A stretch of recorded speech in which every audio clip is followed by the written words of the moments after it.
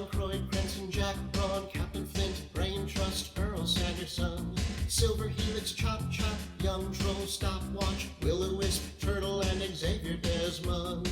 Hello, welcome to Card Table. I'm very excited because we're talking Fort Freak. This is volume 21, the start of a new triad that focuses on the Jokertown Police Precinct in New York City. The nickname Fort Freak was established, I want to say, in volume 7, when Jay Aykroyd visits the precinct.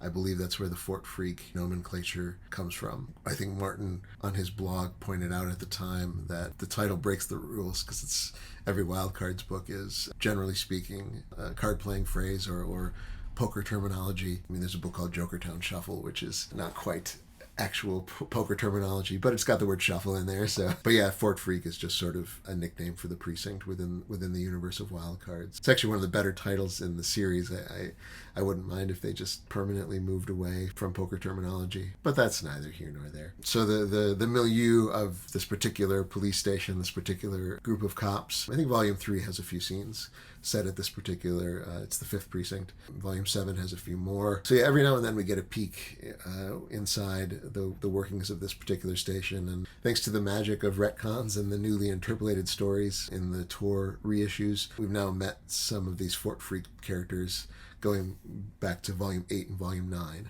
But of course, originally that was not so much the case. But now it is. When I talked recently about some of the structures of these so-called triads, I talked about how in the Tor era, they've kind of corrected an issue that was not necessarily the worst thing in the world, but in the original cycle of Wildcards, Phase 1, those first 15 books, Book 1 of a new storyline would leave you very open-ended with not a very strong sense of catharsis compared to the middle books and the ending books. And they kind of corrected that with Inside Straight by giving you a really satisfying self-contained story. And Fort Freak, I think, also does this. To me, Fort Freak is one of the great Wildcards books, and a great standalone. You could just pick it up and read it. Most of the characters in this book are brand new as of this book. You wouldn't really get a huge amount of insight into a lot of these characters in volume 21 by going back and reading 1 through 20, because they're not in there. You know, a few of them are, but the majority of them are not. And so there's not a lot of baggage in this one,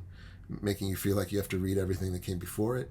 And it's a very satisfying ending, so you don't feel like necessarily like now you're on the hook to read the next 2 books or more. Another thing that it's noteworthy for, although later books can now boast this as well, but at the time this was the only book where there were 5 authors contributing that had never contributed to a previous Wildcards book. I have a spreadsheet that does this, looking at like which authors contribute to each book and how many new authors are added in a particular book. So like for volume 13, for example, I think there's 2. There's Kevin Andrew Murphy and Laura Mixon, both of whom had never contributed to the first books. Never contributed prose. They'd maybe contributed characters, but not prose. So volume 13 has 2 new authors.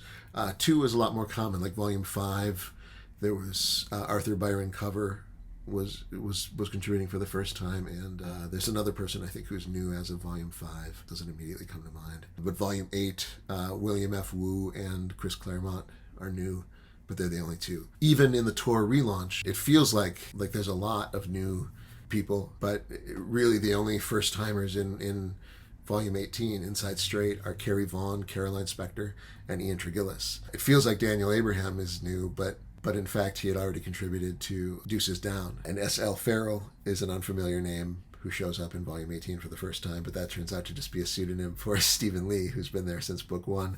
So it feels like 5 new ones, but it's actually only 3. So that does create a sense of sort of tonal continuity. You know, you're not drowning in a sea of new voices when you get a new Wildcards book. But in Fort Freak, it's really striking. And I remember at first I was a little worried about it, or not worried, but I kind of saw that and was like, oh man, so many unfamiliar names. I wonder what that's going to mean for just the tone of this particular book, because this book adds 5.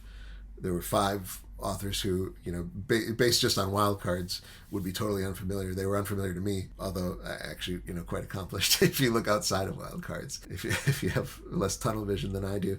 But yeah, Marianne Mahanraj, Paul Cornell, Ty Frank, Sherry Priest, and David Anthony Durham. And one of those new authors is writing an interstitial, which is another first, to give the interstitial narrative to a brand new author is also, again, quite the move. And again, granted, Daniel Abraham did the interstitial for Inside Straight, even though he previously had only contributed one story to one book. But one story still means you're not brand new to the franchise. Sherry Priest has a great essay that she wrote for the Wildcards blog, where she talks about how she really had to kind of campaign to do the interstitial. George R.R. Martin had sort of told all the new writers, just kind of said, we have these interstitial narratives to tie everything together, but usually we give that assignment to somebody who has some experience with wildcards. That would never be a wildcards writer's first gig. Give them a short story first. And Sherry Priest has this very kind of charmingly written blog where she was like, yeah, but I really wanted to do it. And so she really had to campaign for it and take it on the chin, figuratively speaking, a few times of when she, of sort of turning in drafts of her interstitial and having George R.R. Martin say, no, this is terrible. Go back, do it again, turning it in again and saying, it's still kind of terrible, but it's better, so keep working on it. And then finally getting to a point where Martin deemed it wildcards worthy. So that contributes too to this book really feeling like it has a really new voice, because the interstitial voice tends to be the one that kind of dominates a given wildcards book. So to have the interstitial being written by someone who's brand new to wildcards really makes it feel like something new, like this really feels like a departure. And yeah, just that sort of overwhelming amount of new authors in one book is just really interesting. And a first for wildcards. Now it's almost becoming the norm. Knaves over Queens, which we'll get to. It's book 27, so we'll get to it eventually. I think, again, it might have 5 authors who are brand new in that one, too.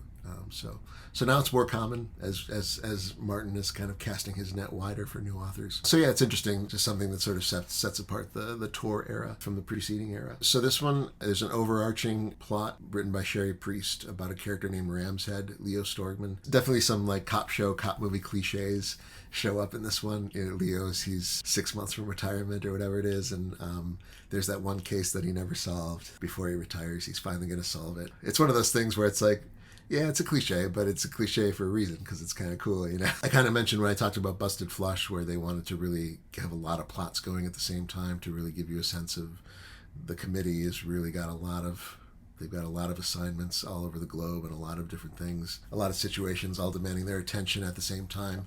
Obviously, in a cop shop, that's going to be the same thing. It's never going to be just one case, we solve that, we move on to the next case. It's always going to be myriad cases all being worked on at the same time. The situation that they refer to as the magpie thefts, someone who's able to sort of just teleport things right out of the store, or whatever place is being robbed. And then there are situations with gang violence involving these different Jokertown gangs who the werewolves and the demon princes, who are actually, both of whom are actually fixtures within the wildcards world. We've seen members of the werewolves going back to at least volume 5, but probably for even further. Maybe they were even mentioned right in book 1 or book 2. Obviously the early books are set in the 80s, and this one is set in the year 2010. So the teen gangs are still a problem. It's not the same teenagers, but the names have remained. It's the new generation of these sort of teen Joker gangs. And other little things crop up here and there in the different stories. There are also some different intrigues and incidents that, as we learn over the course of the book, end up all tying into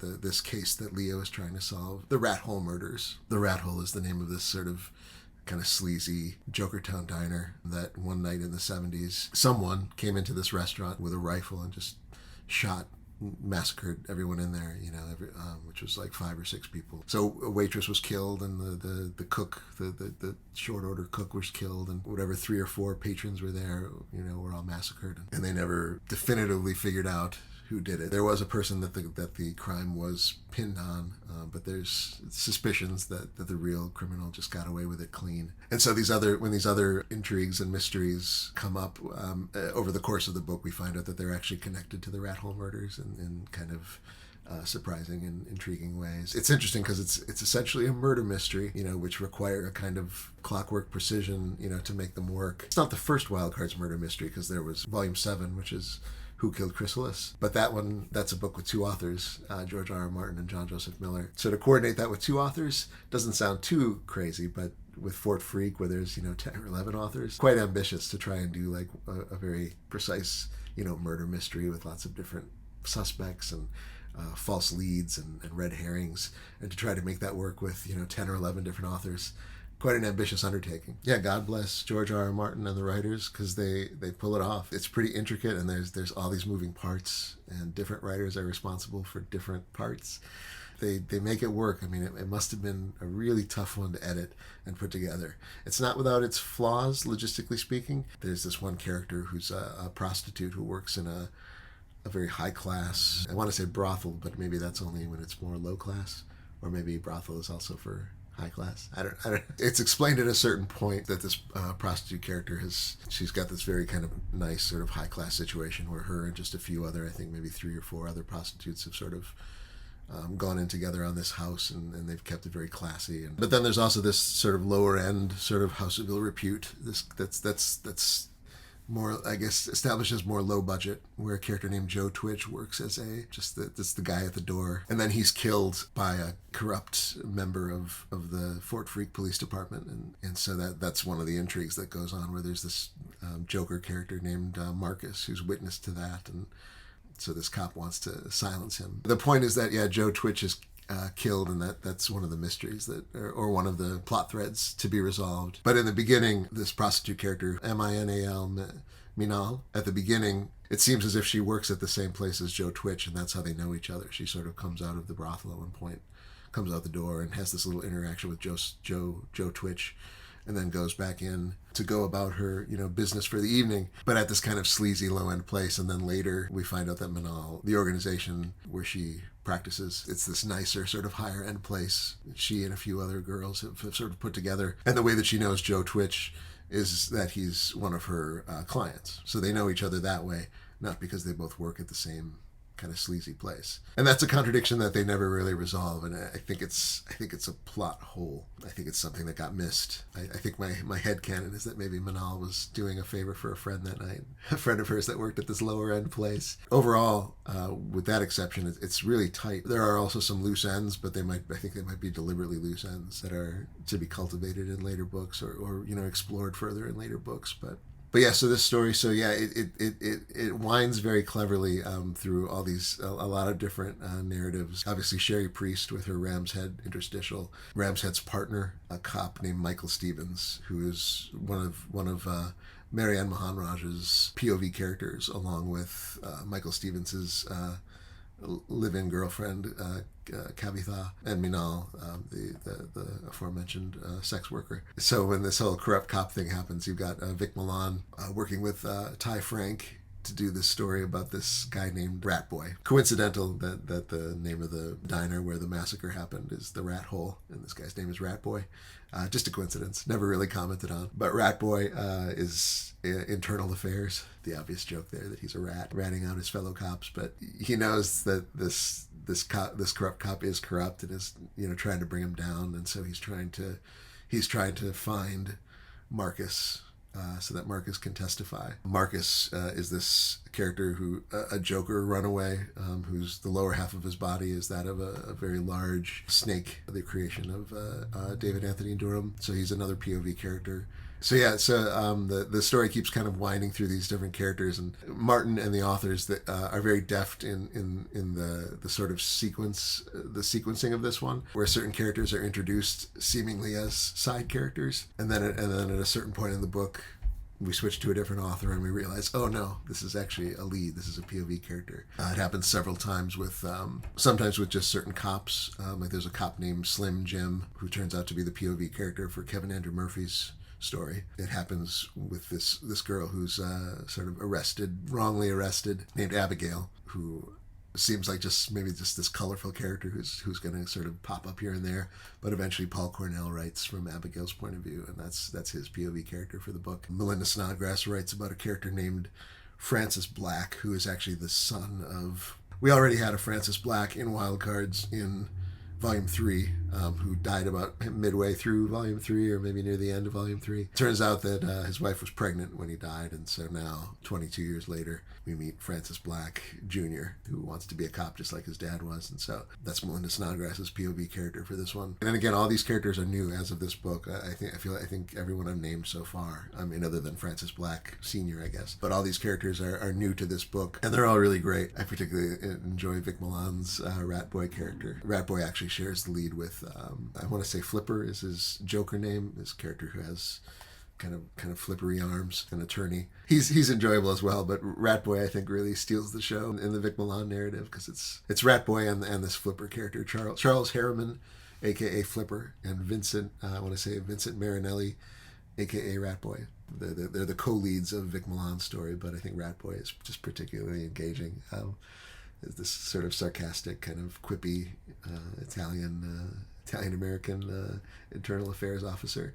Very fun to read about. But then, despite the fact that a lot of these characters are new, we do get 2 POV characters who are actually very familiar. Father Squid, creation of John Joseph Miller, who writes him here. But even there, Father Squid was never a lead before. He was a supporting character, mostly in the old yeoman stories that John Joseph Miller would do. The priest, the head of the Jokertown's church, which is Our Lady of Perpetual Misery, or the Church of Jesus Christ Joker. Another of those things that's always been kind of a fixture of Wildcards, but in this volume is for the first time we really get inside Father Squid's head. We learn his real name. Previously he had always kind of said, like, it doesn't matter who I was before, everyone in Jokertown calls me Father Squid, so that's who I am. In this book we finally learn that his real name, Robert. And then Stephen Lee writes The Oddity, who was a lead character once before, back in volume 8.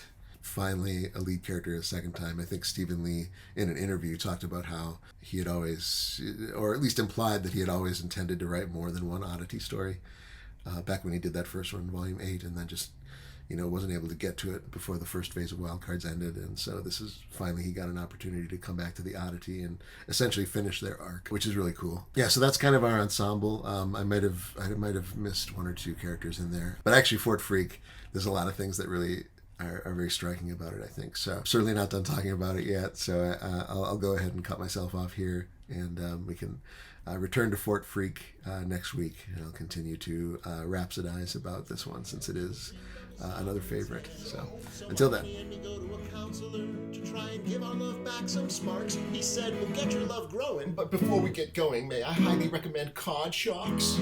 I like to go out dancing. My baby loves a bunch of authors. Lately we've had some friction, cause my baby's hooked on shared world fiction.